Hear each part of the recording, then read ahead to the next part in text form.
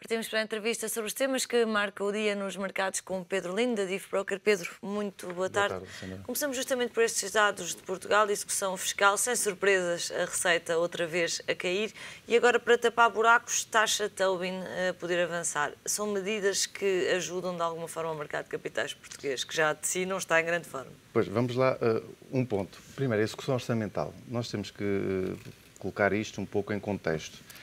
Nós, o ano passado, e no final de 2010 e 2011, tivemos muitas receitas extraordinárias. Ou seja, há uma parte da diminuição de impostos, da cobrança de impostos, que advém do facto de se ter cobrado algo que não existia. Nomeadamente, os dividendos extraordinários que foram distribuídos, foi contabilizado mais IRC, a contribuição da Portugal Telecom para a Caixa Geral de Apresentações, também em janeiro de 2011. Por isso, este ano, obviamente, nós estamos a comparar dados, que são os reais, da economia real, com uma economia que era um pouco virtual, era uma economia gorda, que aquilo punha-se lá tudo e mais alguma coisa para se atingir os objetivos do déficit. Na realidade era isto. E o que é que estamos a assistir? Estamos a assistir agora à contabilização, infelizmente, da realidade do país. E o que os portugueses têm que perceber é, querem a mentira ou querem a verdade? E a verdade, infelizmente, é dura. A verdade é que nós já éramos um país praticamente, era quase falido, porque muitas receitas eram virtuais. Nós vemos que governo após governo recorriam a receitas extraordinárias. Porquê? Porque, na realidade, a massa, o dinheiro, não existia. Por isso é que sempre no final do ano existiam estes ajustes. Agora, no que respeita ao ajustamento, repara, o desemprego tem tido aqui uma componente muito forte, porque, para além dos subsídios aumentarem, os subsídios em termos de desemprego, porque em termos gerais eles até estão a diminuir, porque há outros cortes. Mas tem essa componente do aumento do subsídio de desemprego e tem também uma diminuição de 700 milhões de euros das contribuições para a Caixa Geral de Apresentações. Ou seja, quanto mais desempregados há, menos contribuições. Só aqui é um buraco de 700 milhões de euros. Depois, fala-se muito dos juros, que os juros até estão abaixo do esperado. Bem, mas é que quando se fala isso, as pessoas pensam que estamos a pagar menos juros. E, na realidade, do ano passado para este ano, nós aumentámos a nossa conta de juros em 700 milhões de euros. Porque aquilo que conta é o que foi colocado no mercado primário, não são os alívios que depois vamos acompanhando nos mercados secundários. Sim, e não só isso, é que o montante total da dívida pública continua a aumentar. Ou seja, mesmo que a taxa hipoteticamente baixe, nós estamos a pagar juros sobre um montante cada vez maior. Claro. Mesmo que a taxa em vez de 4 seja 3... Se aumentamos o volume sobre o qual aplicamos a taxa, e é obviamente... isso que as pessoas têm que perceber, é que um déficit de 4% não deixa de ser déficit. É dinheiro que nós precisamos de emitir. Depois, claro, temos a questão do IVA, a diminuição da receita, da atividade económica.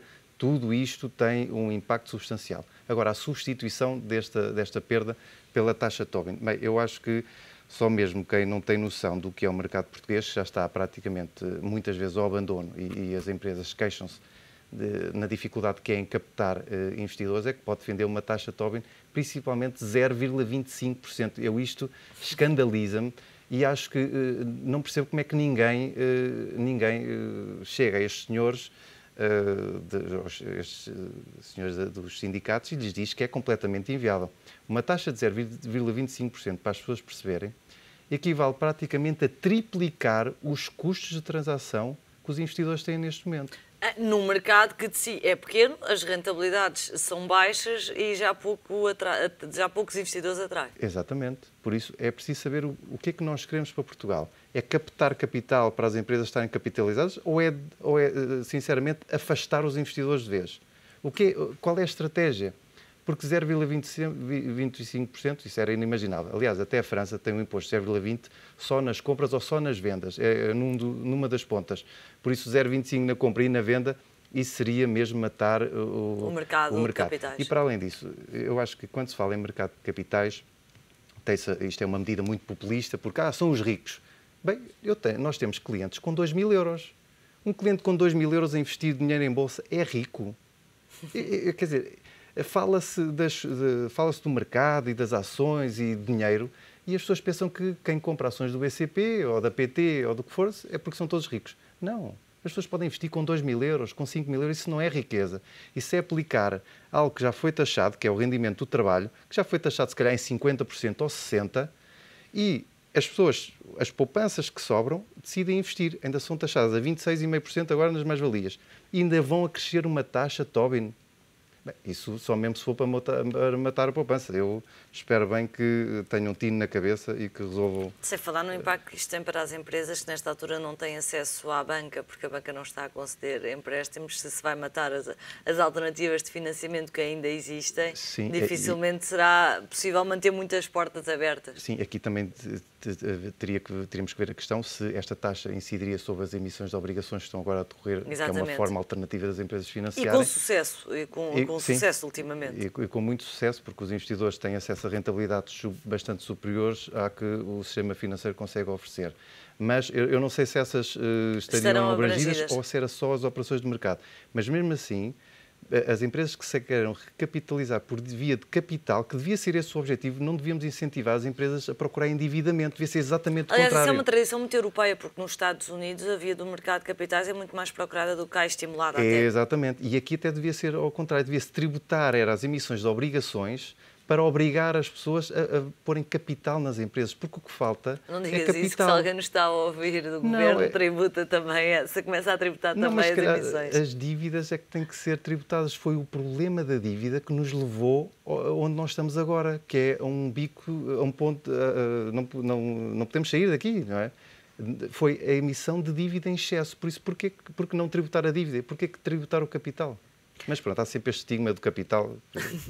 Pedro, deixa-me, e agora ainda mais quando com a TSU que se estava a tirar aos trabalhadores para se entregar ao capital. Essa medida também não foi bem explicada porque nós, por exemplo, estávamos dispostos ao ganho que a empresa iria ter, estávamos dispostos a distribuir aos colaboradores. Por isso acho que muita gente poderia ter um incentivo e o Governo podia ter legislado também no sentido de incentivar as empresas a devolverem isso e infelizmente não o fez e a medida, pronto, caiu por terra. Eu até acho que era, para alguns setores podia ser uma medida positiva. Pedro, olhando aqui para a Praça Portuguesa em detalhe, mas agora outro tema, BCP, aumento de capital, ficou concluído que antes de serem apurados aqui os resultados finalíssimos que hão de ser publicados pela CMVM e pelo banco, o que eu te pergunto é o balanço desta operação. Bem, eu, em primeiro lugar, mais uma vez, por uma razão de conflito de interesses, tenho que divulgar que eu e a minha família direta temos ações e CFDs do BCP, por isso, os investidores que queiram ou que estejam interessados no BCP então, devem procurar o seu intermediário financeiro para tomarem uma decisão acertada. Depreende então que viste como uma oportunidade? Absolutamente. Aliás, nós aconselhamos os nossos clientes a correrem ao aumento de capital, quem já tinha as ações, porque o aumento de capital era 4 cêntimos. Nós não nos podemos esquecer do historial do BCP. Esteve acima dos 4 euros em 2007, fez um aumento de capital a 1,20 quando entrou só na Angola, fez outro aumento de capital o ano passado a 36 cêntimos e agora finalmente a 4 cêntimos. E o que está a acontecer é que muitos investidores estão a aproveitar para fazer média, porque se não fizerem média neste aumento de capital e se não o acompanharem, ficam completamente iludidos. E muitos pensam que o BCP pode voltar a 1 euro ou meio euro. E isso é muito irrealista. E as pessoas, à medida que se fazem as contas à capitalização do banco e se apercebem que fica muito longe o objetivo dos 50 cêntimos ou dos seus preços médios, o que é que estão a fazer? Estão a compraram não só direitos, a correr um aumento de capital em força e, para além disso, já perceberam que não vão apanhar ações no rateio, porque o Estado não vai entrar também como... Essa é acho que é outra das novidades, é que o Estado não vai entrar como acionista do BCP, mas os acionistas já perceberam que o rateio vai ser muito elevado, que não vai haver ações a 4 cêntimos e estão a comprar no próprio mercado ações a 6 cêntimos, 6,7, 6,8. É isso que está a justificar estas oscilações, porque ontem o BCP disparou mais de 16%, hoje continua aqui hoje em queda, não a valorizar. Foram inclusivamente suspensas pelo mercado a negociação ontem dos títulos do BCP. É essa corrida aos títulos que está nesta altura a justificar? Há dois fatores. Primeiro, essa corrida aos títulos e o facto do aumento de capital estar a ser muito bem acolhido, não só pelos acionistas, mas também principalmente pelos próprios clientes do banco, porque havia aqui um estigma de todos os aumentos de capital que o BCP realizava, os clientes perdiam. E desta vez não, até porque o mercado aguentou-se bastante acima cerca de 50% acima do preço de emissão das ações, que eram 4 cêntimos, e a cotação manteve-se estável nos 6. Para além disso, havia fundos de investimento que estavam vendidos no BCP. O que é que isto quer dizer? Estavam a investir no sentido da queda das ações do BCP. Alguns deles que receberam direitos vendidos tiveram que recomprar as suas posições. E é público, na última semana, um fundo, pelo menos, anunciou no site da CMVM que estava a desfazer a sua posição vendida. Significa que andou a comprar milhões de ações no mercado. Por isso foram estes dois efeitos, por um lado uma procura muito substancial por parte dos investidores e acionistas e por outro os investidores que estavam a investir no sentido da queda do BCP a desfazerem as suas posições, potencialmente porque o potencial de queda do BCP, das ações do BCP já era diminuto.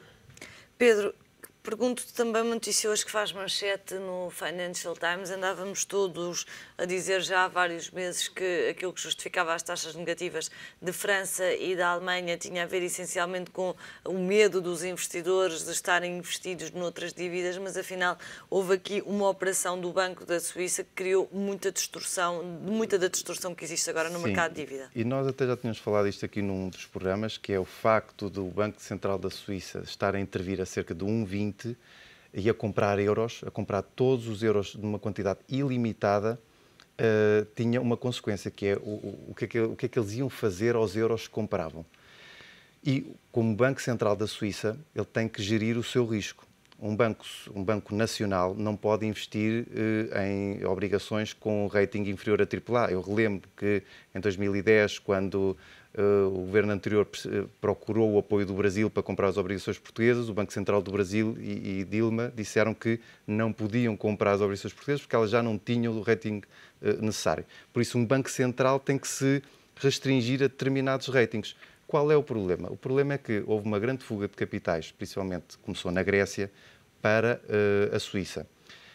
A Suíça, na Suíça podemos ter contas de dólares, euros, mas houve uma grande procura por francos suíços porque temeu-se pelo fim do euro.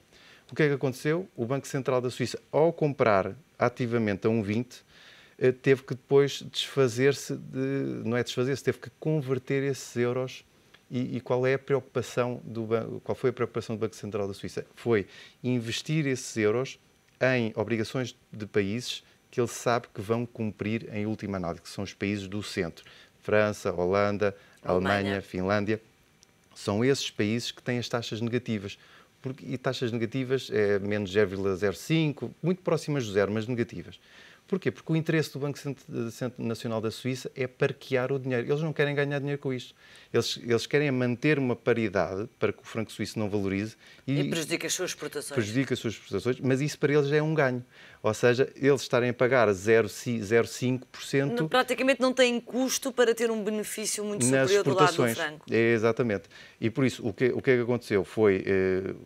Muitas vezes noticiava-se que as taxas eram negativas, que havia uma procura, e nós já aqui tínhamos falado algumas vezes que, cuidado, porque estas intervenções maciças do Banco Central da Suíça iriam ter um impacto, obviamente, no mercado de obrigações, porque eles não podem ficar ali sentados em cima de um montante muito elevado. E hoje soubemos que nos primeiros 7 meses compraram 80 mil milhões de obrigações dos países do centro, e isso, por outro efeito, foi o que originou também o agravamento dos spreads, porque temos que perguntar.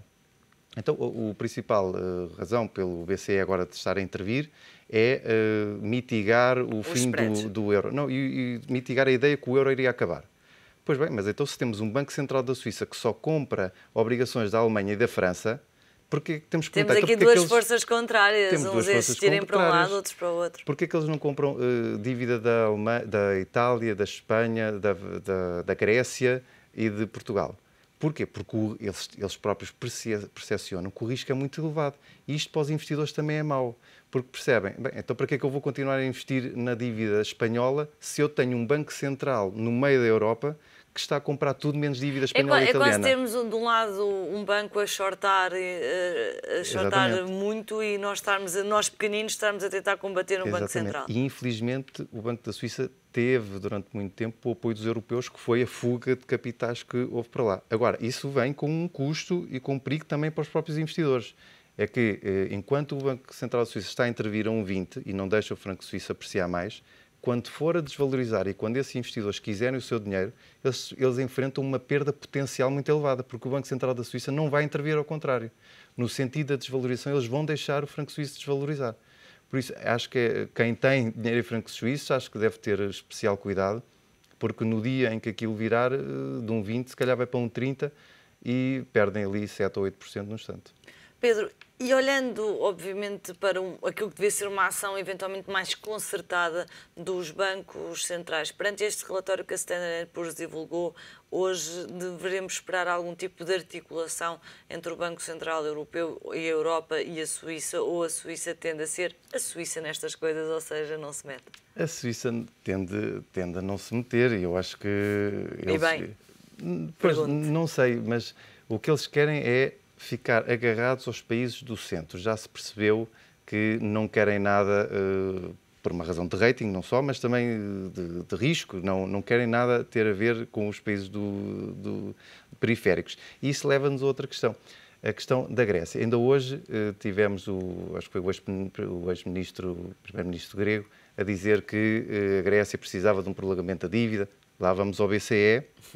O BCE vai ter que, se calhar, prolongar as suas maturidades, mais uma vez numa operação de cosmética, não é perdoar, prolonga a maturidade para não entrar no balanço. E quem é que são os maiores acionistas do BCE? Em última análise, se alguma coisa corresse mal, França, Alemanha, Holanda, são os países em que a Suíça está a investir fortemente através das obrigações. Ou seja, mais uma vez aqui, eu acho que isto é negativo para os investidores porque dá uma percepção de que o risco está mesmo do lado da Europa do Centro. Da Europa periférica.